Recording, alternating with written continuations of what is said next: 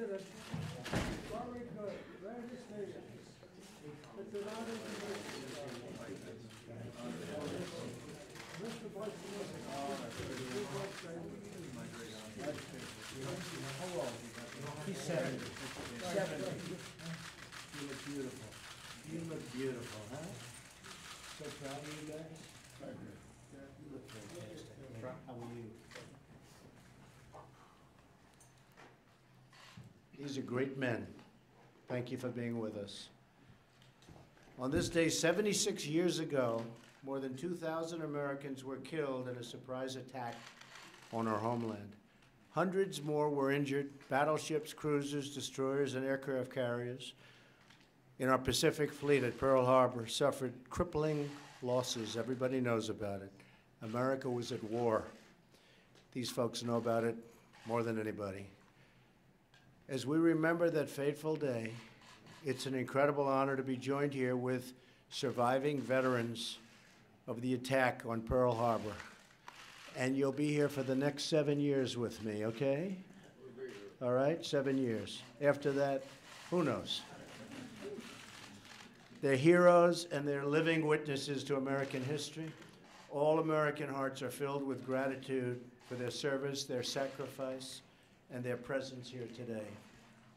These veterans are World War II and very special men, are among the very first Americans to fight back in the Second World War. That's really true when you think you're the first ones to fight back. That's something to be said, and we did okay. Once we got our act together, we did okay because we know how to win. Outnumbered and outgunned, they did not hesitate. These 6 great American patriots answered the call of history. Mickey Ganich, Jack Holder, Lawrence Perry, Robert Fernandez, George Blake, and Alexander Horazmi.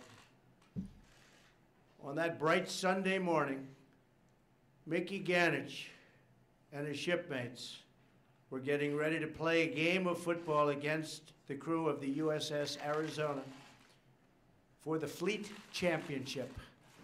Where's Mickey? You never got that game, huh? You never got that. You better believe it. I know you won the war. I don't know about football. You won the war. When bombs. Look at you. Look.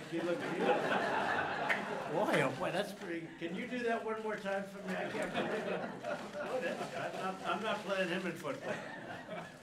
When bombs began to fall, Mickey reported to his battle station in the crow's nest of the USS Pennsylvania, wearing his football uniform and his football helmet, which he threw off because he figured he didn't need it. That's pretty great, huh? And you did a hell of a job. You saw something that few people have ever witnessed before, right? Right. Amazing. Thanks, Mickey. Jack Holder. Jack. Hi, Jack. Jack Holder survived the enemy's attack on Ford Island and went on to fly dozens of missions in the battles of Midway and all along the Solomon Islands. Thank you, Jack, for being here. Appreciate it. You're a brave guy. Lawrence Perry carried ammunition to the gunners, and thinking about the lessons of Pearl Harbor, Larry said he hopes we can build up the military again. We are building up the military beyond what you ever thought. It got depleted. You know what happened over the last quite a long period of time, but not with us. Our budget's now going to be higher than ever before. We're building it up again, and we'll do it in your honor, okay? We're building it up, the best equipment in the world. We make it, and we're supplying it in very big numbers. Thanks. And we're doing a job. Robert Fernandez. Robert? Yes. Nice seeing you, Robert. Served on the USS Curtis that delivered return fire against the enemy, and he really gave it to them pretty good. They were very successful at the return fire. Good job. You look like you're about 50 years old. You must have been very young.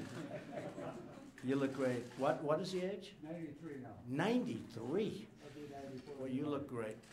George Blake stood watch on the Hawaiian shores, ready to repulse a feared invasion. George, Thank you, George. Good. It was pretty wild scene. You'll never forget that, right? I've never forgotten. Nope, you haven't, and you fought hard. Alexander Horozny enlisted in the Army when he was only 17.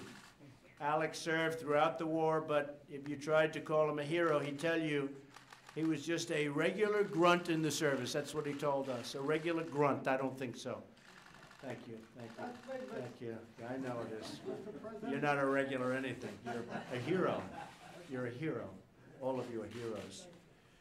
In the weeks and months that took place after the surprise attack, and that was a vicious surprise attack, millions of American patriots like these men answered the same call and went to war. They fought, they bled, they sacrificed, and they triumphed. Many died to defend America against our enemies and to defeat the enemies of all humanity. The legacy of that legendary American generation is carved deep into the stone monuments of history, across the battlefields, oceans, and harrowing skies of Europe and the Pacific throughout the war. One great battle cry could be heard by American friends and foes alike. Remember Pearl Harbor. Have you heard that before a couple of times? Remember Pearl Harbor. Remember Pearl Harbor as we go to meet the foe. Just remember Pearl Harbor as we did the Alamo. We shall always remember how they died for liberty. Just remember Pearl Harbor and go on to victory. Yeah. What can I say? Well, that was good. He's a very shy person, too. And a great football player. Today, our entire nation pauses to remember Pearl Harbor and the brave warriors who on that day stood tall and fought for America. As I signed the proclamation making this National Pearl Harbor Remembrance Day, I ask that God continue to bless and watch over each of you as very, very special people to our country. And God is watching over you, and we appreciate it. Thank you. Our surviving World War II veterans are a precious national treasure. So I'm going to sign this proclamation, and we're going to, I see there's one pen, but we're going to get plenty of other pens and other things for you guys so you remember this day. And again, we'll do it for another 7 years. Okay, 7 years. And you all have to promise you're going to be around, right? We're going to be around. We're going to be around. We're going to be together. Okay? Thank you. Thank you very much. Let's sign the proclamation. Thank you. That was so great, Dorothy. It was like, you really made this very exciting. Some free entertainment, right? Okay, this is National Pearl Harbor Remembrance Day 2017.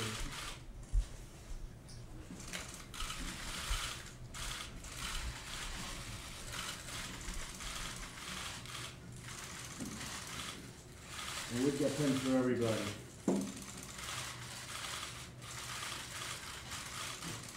Great men. What do you think? How's the penmanship? Okay? Right? It's okay? Thank you, everybody. That was great.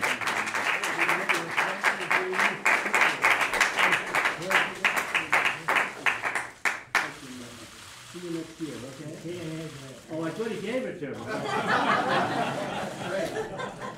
I thought he gave it to me. That's okay. I'll see you next year. Thank you. Thank you. Thank you. Thank you. Thank you very much. Appreciate it. See you all next year. I'm not sure what do count. That's right. Yes, sir. That's right. I've got a hat for you to sign for me. I'll do that. You gave me a hat, but you never signed it. Well, I brought it with me. I'll tell you what we're gonna do. We're gonna bring them into the Oval Office. We're gonna take some pictures in the Oval Office, all right? You know the Oval Office, right? We're gonna go to the Oval Office. Okay, Good idea, Mike? Very good. We're gonna do that right now. Come on, follow me. Thank you, everybody. Mr. President, any comment on Senator Al Franken? He made some comments about you earlier today, sir. I didn't hear it, sorry. Do you have a comment about sexual harassment in this country? What the message should be, sir? We get, You're good man.